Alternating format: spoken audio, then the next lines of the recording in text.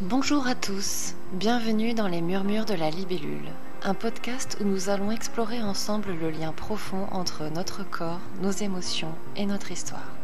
Je suis Virginie, kinésiologue, et à travers ces épisodes, je vous propose de partir à la découverte de ce que notre corps nous murmure depuis le tout début, et même avant notre naissance. Car oui, notre histoire commence bien avant notre premier souffle. Je crois profondément que notre corps garde en lui les traces de nos expériences, qu'elles soient physiques, émotionnelles ou même transgénérationnelles. À travers ce podcast, je veux vous aider à comprendre ces liens et à vous reconnecter à votre propre histoire, en douceur et sans jugement. Dans notre dernier épisode, nous avons exploré le deuxième trimestre de la grossesse. Cette période d'expansion où bébé affine son développement et ses perceptions du monde extérieur. Aujourd'hui, nous poursuivons ce voyage avec le troisième trimestre, un moment clé où le corps se prépare activement à la naissance. Le troisième trimestre de grossesse est souvent perçu comme une simple phase d'attente, où le bébé grandit en taille et en poids avant l'accouchement. Pourtant, il s'agit d'une période intense et déterminante. C'est un moment où le corps du bébé se perfectionne à une vitesse fulgurante, où d'autres réflexes archaïques émergent, où sa sensibilité émotionnelle atteint un niveau inédit et où son cerveau grave en lui ses premières expériences du monde. C'est aussi une étape importante pour la mère, où son propre corps se transforme pour préparer cette transition, où elle ressent plus que jamais les mouvements et la présence de son enfant, et où son état émotionnel peut encore laisser une empreinte profonde sur le bébé. Que se joue-t-il vraiment pendant ces semaines décisives ? Quelles traces ce troisième trimestre peut-il laisser sur notre vie, notre perception du monde, notre équilibre émotionnel ? Si vous êtes en quête de réponses pour vous-même ou votre enfant, je vous invite vraiment à vous pencher, lorsque cela est possible, sur ces différentes étapes de début de vie. Car parfois, certaines problématiques ont été encodées à cette période.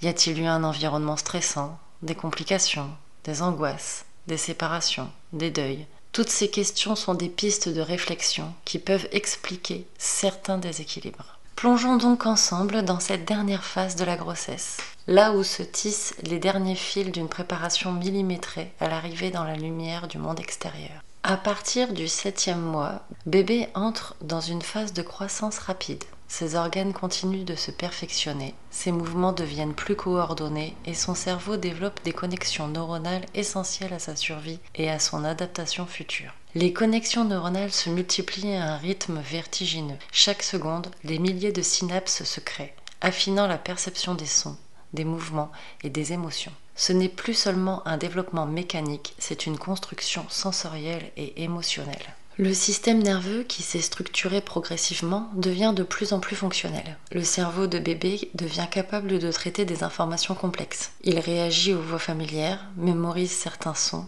et montre même des cycles de sommeil plus définis. Le sommeil paradoxal devient plus fréquent. Il rêve. Mais de quoi un bébé peut-il rêver avant même d'être né ? Personne ne peut l'affirmer avec certitude. Mais certains chercheurs pensent que ces phases de sommeil paradoxal contribuent à l'intégration des sensations et à l'apprentissage précoce du mouvement. Le système nerveux autonome, qui gère les fonctions vitales comme la respiration, la digestion et la régulation du stress, commence à s'organiser. L'exposition aux hormones maternelles joue un rôle clé. Un environnement calme favorise la maturation d'un système nerveux équilibré, tandis qu'un stress chronique peut influencer la sensibilité future du bébé aux situations stressantes. Symboliquement, ce trimestre représente la période où l'être se prépare à quitter un environnement connu et sécurisant pour plonger dans l'inconnu. C'est un passage initiatique, une phase de transition comparable aux grands changements de vie que nous traversons plus tard. Durant cette période, plusieurs réflexes archaïques continuent d'émerger, qui joueront un rôle crucial dans la naissance et l'adaptation à la vie extra-utérine. Le réflexe de Moro, qui est une réaction de sursaut face à un stimulus soudain, bruit, mouvement. Il s'agit du premier mécanisme de protection contre le danger perçu. S'il est mal intégré après la naissance, il peut être à l'origine d'un état d'alerte permanent, d'une hypersensibilité au stress et d'une difficulté difficulté à se sentir en sécurité. Le réflexe d'agrippement palmaire et plantaire continue sa maturation. Le bébé serre instinctivement tout ce qui touche sa paume de main ou sa plante des pieds. Ce réflexe est lié au besoin fondamental de connexion et d'ancrage. Une intégration incomplète peut se traduire plus tard par une peur de lâcher prise ou des tensions musculaires chroniques. Le réflexe de Babinski. Lorsque l'on effleure la plante du pied de bébé, ses orteils s'écartent avant de se refermer. Ce réflexe prépare à la marche et influence la posture et l'équilibre postnatal.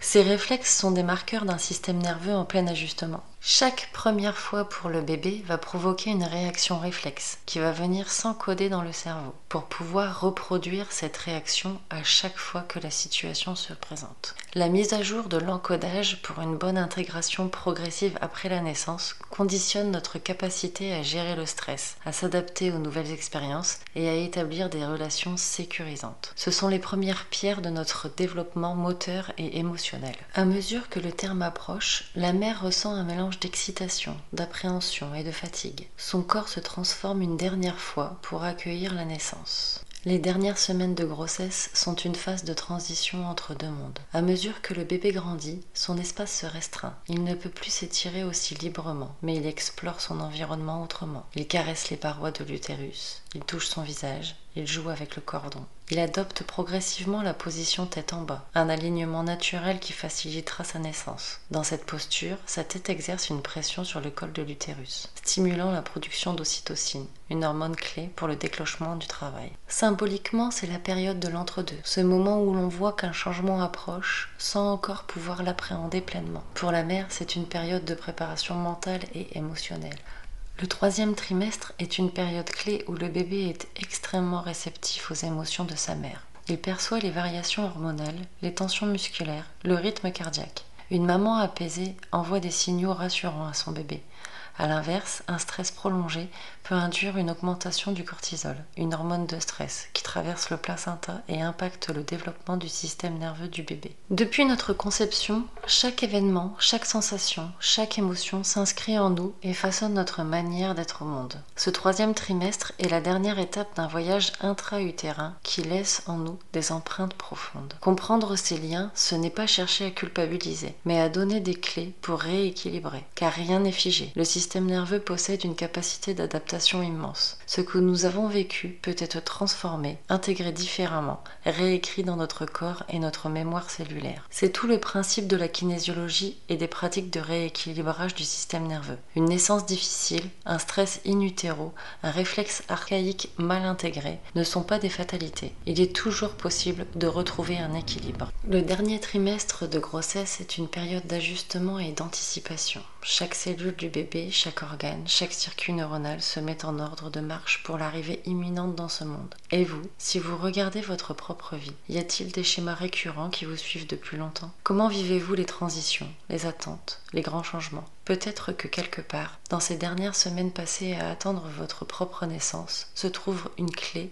pour mieux comprendre votre fonctionnement aujourd'hui. Dans le prochain épisode, nous explorerons le passage ultime, la naissance, ce moment tant attendu, cette explosion de sensations et d'émotions où tout bascule.